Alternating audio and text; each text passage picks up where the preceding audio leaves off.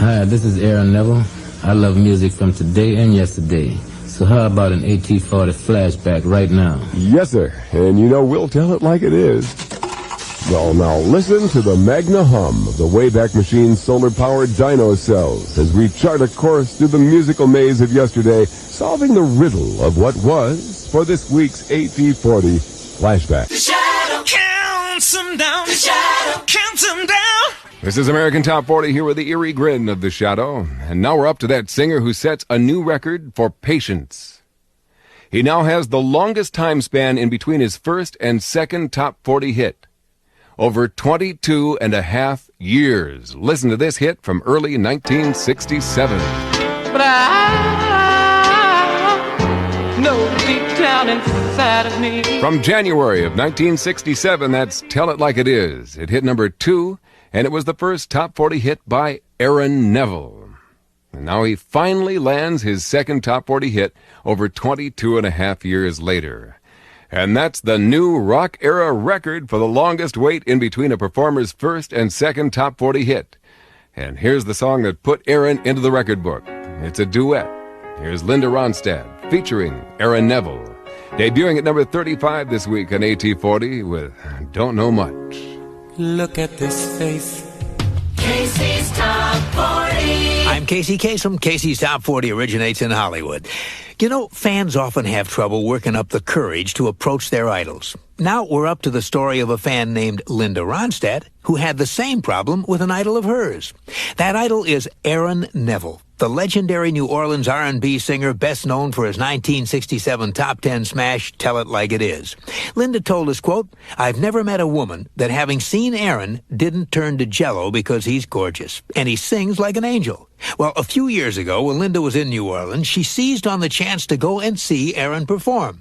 Linda didn't think Aaron had ever heard of her, but somehow he got word that she was in the audience that night, and he dedicated a song to her. Linda was in heaven.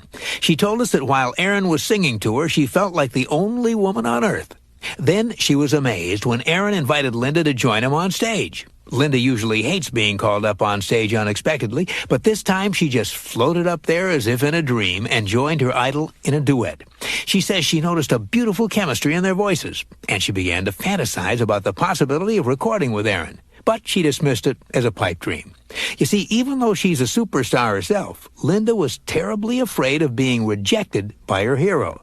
She told us when they spoke backstage that night, quote, "I was in awe of him. I was acting like Goofy's younger sister." Still, the dream of recording with Aaron wouldn't go away. It gnawed at her until she knew she just had to ask him. But how? Well, it turns out Linda was due to perform at a benefit with Aaron, and she finally came up with a plan. You see, Linda knew Aaron likes wrestling, which she knows nothing about. But she had a friend named Ira who was a big wrestling fan. So she took Ira to the concert and told Ira, quote, "Talk to Aaron about wrestling, and while you're doing that, I'll slip in with, 'Hey, Aaron, do you want to make a record?'" Well, Linda did just that. And Aaron said yes. Linda says she was flabbergasted. The two of them ended up recording 4 songs together for Linda's latest album, Cry Like a Rainstorm, Howl Like the Wind. And this week, one of those songs climbed 6 notches to number 23 in our survey. Here's Linda Ronstadt, sometimes a fan just like the rest of us, with Aaron Neville and Don't Know Much. American Top 40. Shadoe Stevens counting down, and here's the man who'll be singing the national anthem at this year's Super Bowl. Casey's biggest hits. 1 year ago this week, one of the biggest hits in the USA was by a singer from New Orleans who had his first hit in 1967, and his second one 22 years later. I'll have details and that big hit after this. Casey's Top 40. I'm Casey Kasem. Radio plays them, Radio and Records ranks them, and we count them down on Casey's Top 40. Back in 1966, singer Aaron Neville had his first Top 40 solo hit, Tell It Like It Is. Since then, he's had hits with his group, the Neville Brothers, and in duets with Linda Ronstadt. But it's taken Aaron 25 years to land his second solo Top 40. Climbing 5 notches to number 32, here's Everybody Plays the Fool, Aaron Neville. Okay, so your heart is broken. Casey's biggest hits. 1 year ago this week, one of the biggest hits in the USA was by a singer from New Orleans who had his first hit in 1967 and his second one 22 years later. When this soul man first hit the top 10 with Tell It Like It Is, the Beatles were still together and the Ed Sullivan Show was still on TV. The singer should have followed up that great song with another one. But his life took an unfortunate detour. He went through years of drug problems that drained his life and his talent. But 22 years later, in 1989, with some help from Linda Ronstadt, he made a comeback singing the song Don't Know Much. And when this talented singer came back, he stayed back. 1 year ago this week, that New Orleans soul man was singing one of the biggest hits in the USA. Casey's Top 40. Sitting in for Casey Kasem, I'm Mark Elliott on Casey's Top 40. Now, we're up to the first Top 40 solo hit in 24 years for Aaron Neville. Back in 1967, Aaron hit big with the classic Tell It Like It Is. And Aaron Neville has never been shy about telling it like it is, particularly when it comes to the hard times he's gone through in his life. Aaron grew up in New Orleans, big and tough, doing what he could to get by. When he was young, he'd sing his way into movies and basketball games, entertaining the crowds in exchange for a ticket. But by the time he was 17, life had taken a bad turn for him. Aaron was arrested for car theft and spent 6 months in a Louisiana jail. He went back to music when he got out, but he kept getting involved with bad contracts and bad people. Aaron says he never saw a dime from his hit Tell It Like It Is. And to pay the bills, he had to take on hard physical labor, digging ditches, working on the waterfront, driving big rig trucks, all while having a hit song. Eventually, in a vain attempt to get away from the pain of his life, he turned to heroin and became addicted.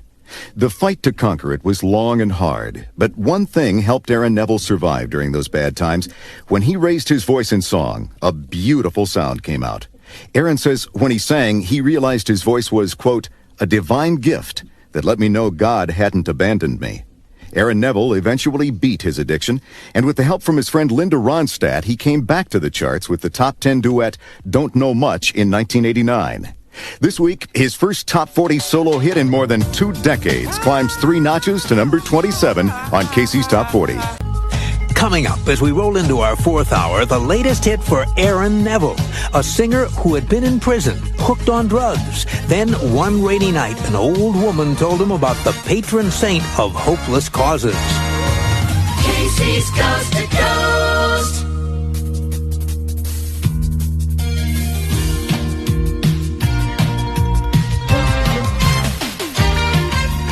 Casey's Top 40. Now we're up to the latest hit for a singer whose life had once hit rock bottom. A singer who beat the odds and came back from prison and drugs. He's Aaron Neville, and back in the 60s he had sunk as low as a man can go. Though he was blessed with a beautiful voice, a voice that was heard all over the country on the 1967 Top 10 smash Tell It Like It Is, he was wasting his talent through hard living. Aaron was a 2-time loser, going to jail first for car theft and then for burglary. He spent a full decade of his life hooked on heroin. He spent 2 decades doing back-breaking manual labor, and it looked as if Aaron was headed for a bad end. That might have been his fate had he not found himself standing in an alleyway in his hometown of New Orleans one rainy winter's night. Aaron was waiting to buy drugs, feeling desperate and down. All of a sudden, an old woman, a member of a local church, came up to him. She looked him up and down and shook her head in sadness. Then she told Aaron he was heading down a bad road, and she handed him a medallion. On the medallion was a picture of St. Jude, the patron saint of hopeless causes. The old woman told Aaron that he had just one chance left, and that was to pray to St. Jude for guidance. Then she left as suddenly as she'd appeared. Aaron stared at the medallion for a while, deep in thought. Then, slowly, he began to walk home, tears filling his eyes. Looking back, Aaron says that night was the beginning of a new life for him, a night that brought an important change in his heart.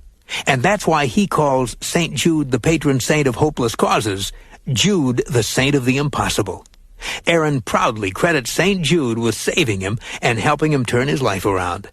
These days, Aaron's enjoying the success of his first top 10 solo hit in 24 years. We're counting down now to a Casey's Countdown Extra, the #1 smash Everybody Plays the Fool. It's by a singer who once did time in prison, a man who recently returned to prison to play a very special show. Details coming up. Casey counts them down. American Top 40. We're on a musical rocket ride to the top of the Billboard chart. The man at number 24 is a real singer's singer and inspiration to a lot of other artists. So who inspired him, and how did Aaron Neville get his start?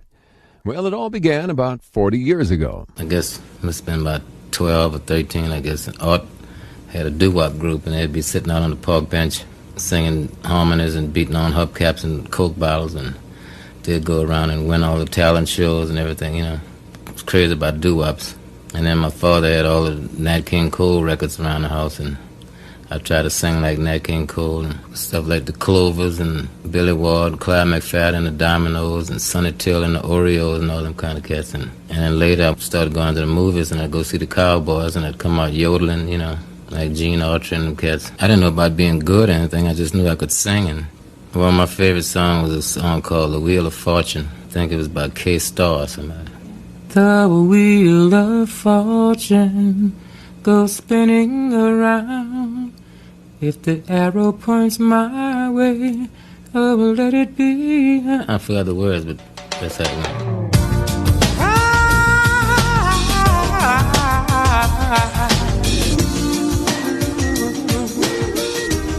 Hi, this is Aaron Neville. Everybody plays the fool sometime, and Shadoe counts them down all the time, every week on American Top 40. This week, Everybody Plays the Fool slips from a peak of number 8 to number 13. This is his second solo Top 40 hit.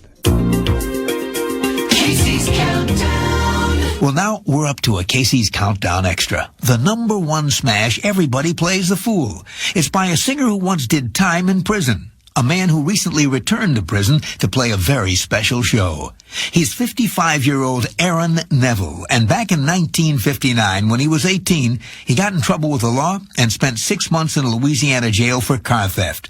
Even though that was a long time ago, Aaron says he's never forgotten how it felt to be incarcerated. Well, just a few weeks ago, Aaron returned to a Louisiana prison to play a show for 4,800 inmates. He went to Angola State Prison, the largest maximum security facility in the United States. Aaron says this particular jail has a special meaning for him because his brother Charles did a 3-year stretch there back in the 70s for possession of a small amount of marijuana.